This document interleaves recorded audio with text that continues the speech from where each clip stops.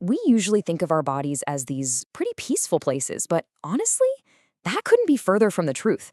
The reality is, there's a silent and frankly brutal war being fought inside you right now. So today, we're going to look at your immune system in a totally new light. Not as just a bunch of cells, but as a nation's military, fighting for its very survival. So let's just start with this one simple but really powerful idea. What if your body wasn't just, a body? What if it was this huge, sprawling country with trillions of citizens and it had borders, an economy, a military, the whole shebang? Because when you see it that way, the story of how your body defends itself becomes, well, it becomes truly epic.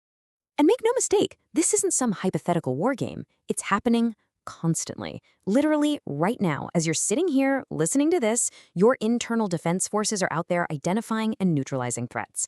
This silent battle, it's the price of being alive. And most of the time, you don't even have a clue it's happening. So, who are the soldiers in this war? We call it the immune system.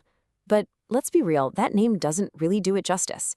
It's a vast, incredibly intelligent, and sometimes brutally efficient defense force. It's got one mission and one mission only: protect the nation at all costs. Okay, so let's set the stage for this conflict. Welcome to the nation of you. A country that is, for all intents and purposes, permanently under siege. And you'll see, this metaphor, it fits perfectly. Just think about it. Your skin and your mucous membranes, those are the country's fortified borders, right? They're the first wall against any kind of invasion. The citizens are your trillions of cells all working together. The invaders, well, those are pathogens, bacteria, viruses, all the nasty stuff trying to get in and take over. And your immune cells, they're the border patrol, constantly on surveillance, checking IDs, and just looking for trouble. But what happens when those borders are breached? What happens when an invader actually gets through? Well, that's when the shock troops are unleashed. And it is a chaotic, violent first wave of defense. Okay, so the first responders on the scene, they have a name: neutrophils. These guys are the most common type of white blood cell, which basically makes them the grunts of the immune army. And they have one simple, brutal job: kill absolutely everything that looks suspicious. This is hands down the best description I have ever heard for them. They are not subtle, they don't mess around asking questions, they show up at the breach and just open fire, spraying destructive chemicals everywhere.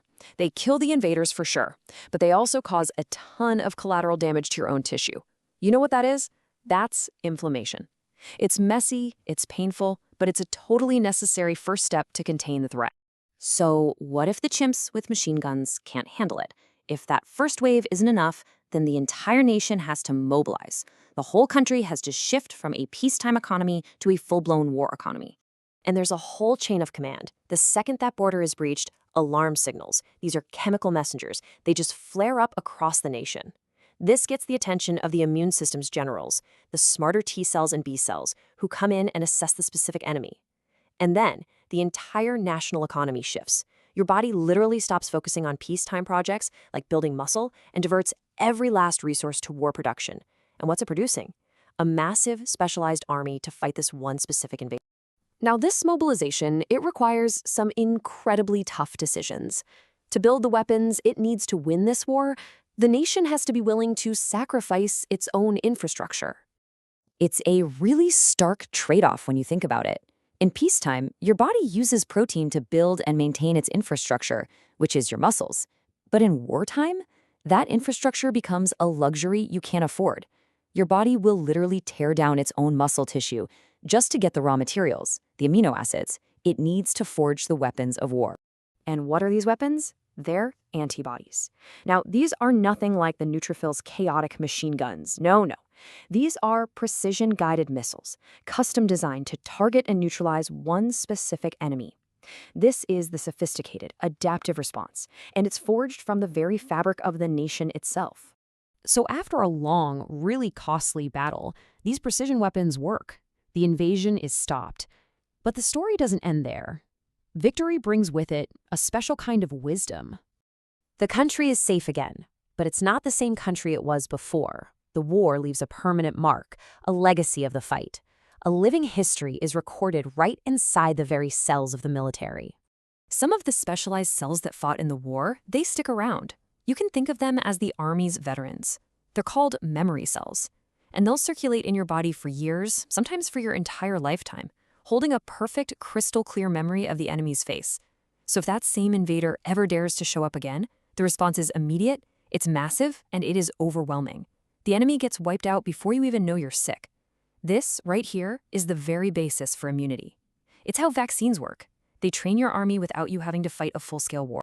So when you think about your health, try not to think about it as just the absence of sickness. Think of it as a testament to your resilience. Your immunity is a living history book, and every single page is a story of a battle fought and won by the incredible nation that lives within you. Which leaves us with one final and really crucial thought. If your body is a nation and your immune system is its army, well, then you are the commander-in-chief.